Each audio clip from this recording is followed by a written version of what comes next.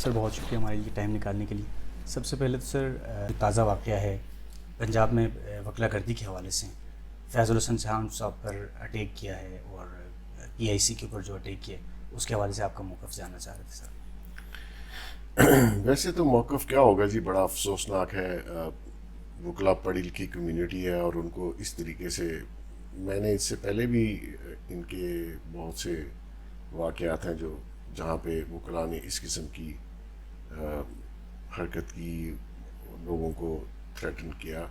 لیکن آج دیکھیے، ہاسپٹل ایک بڑا حساس جگہ ہے، وہاں مریض ہیں، لوگ لاحقین ہیں مریضوں کے.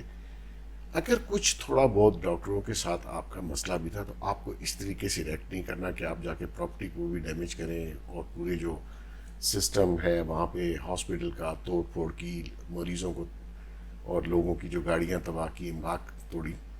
تو میں حیران ہوں کہ یہ وکلا کس طرف جانا چاہ رہے ہیں. یہ کیا اپنے آپ کو شو کر رہے ہیں کہ یہ لا سے ابو ہیں، یا ان کے لیے اس اسٹیٹ کا لا امپلیمنٹ نہیں ہوتا. یہ ججز کو بھی تھریٹن کرتے ہیں، ججز کو بھی انہوں نے 2-4 واقعات میں مارا ہے.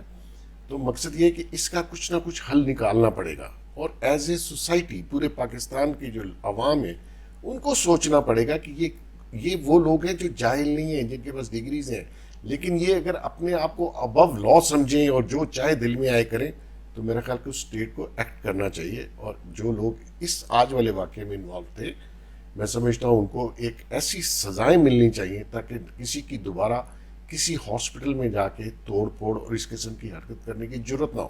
جی سر، چونکہ اس میں کچھ رپورٹ کر رہے ہیں کہ 6 مریض شہید ہوئے ہیں، چونکہ ان کو علاج نہ ملنے کی وجہ سے کچھ 12 کہہ رہے ہیں، تو یہ قیمتی جانوں کا ایک بڑا نقصان ہے. دیکھیں، ویسے بھی کسی بھی مہذب ملک میں، کسی مہذب قوم میں ہاسپٹل کی ایک سینسٹی ہے، اس کی ایک اپنی حیثیت ہے. وہاں تو لکھا ہوتا ہے آپ نے ہارن بھی نہیں بجانا کہ ہاسپٹل ہے.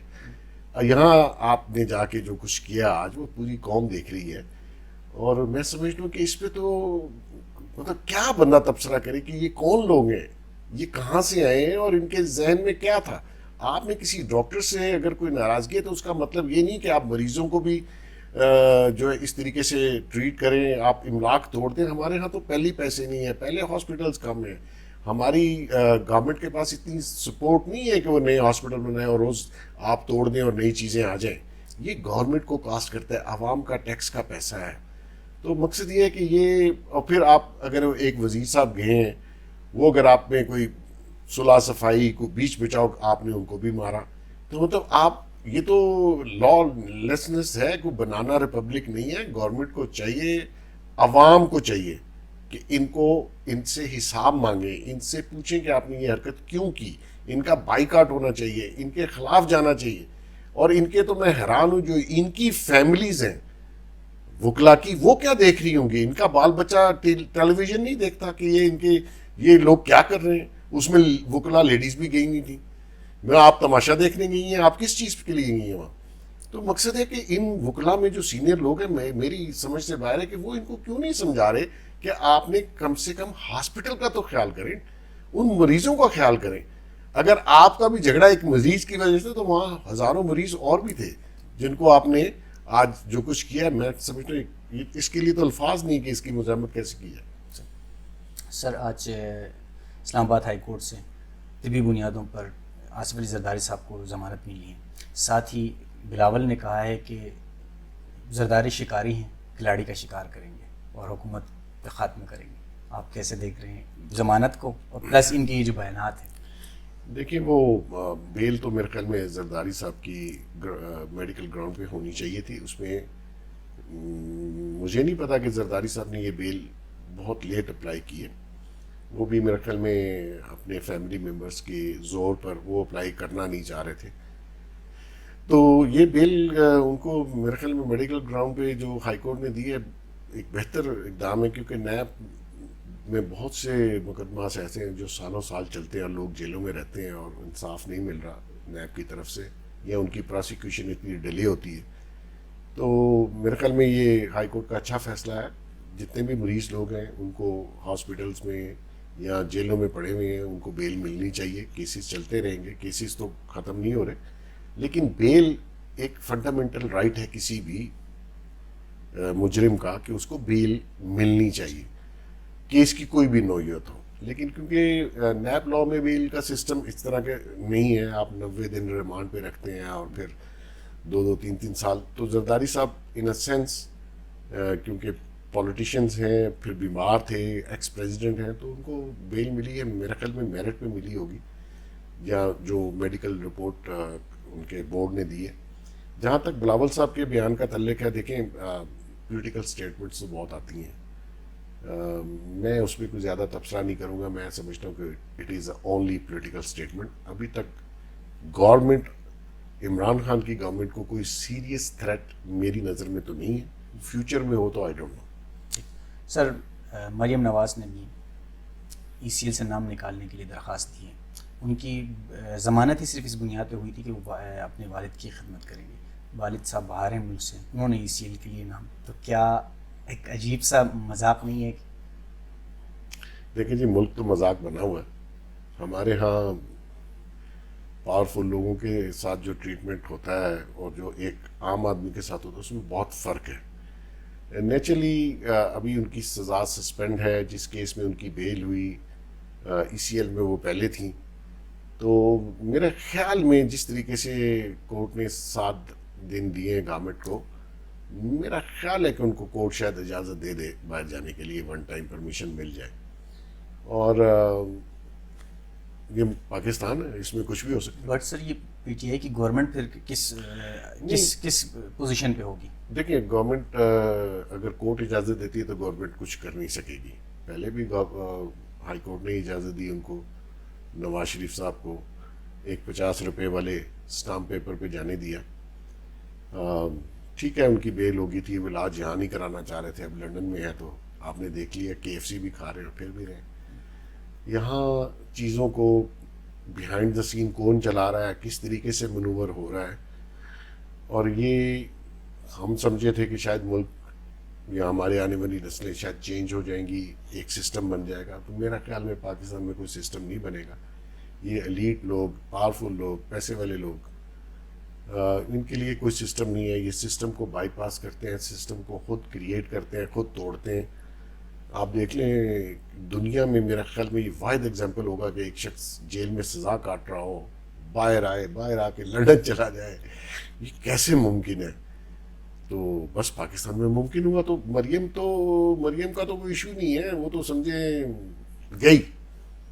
سر 4 ویک کی اجازت تھی، 3 ویک گزر چکے ہیں، آپ کو لگتا ہے کہ وہ واپس آئیں گے؟ میرے خیال میں جی واپس نہیں آئیں گے.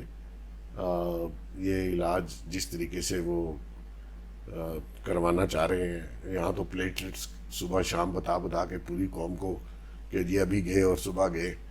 اب وہ پلیٹلیٹس پتہ نہیں لندن جاتے ساتھ ہی کیسے ٹھیک ہو گئے. ابھی تو علاج بھی نہیں ہوا ان کا.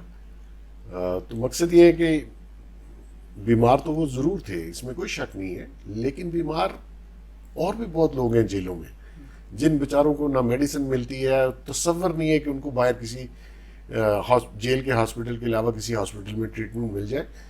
تو مقصد یہ تھا کہ it was behind the scene whole ایک ڈرامہ تھا. وہ کامیاب رہا، چلے گئے.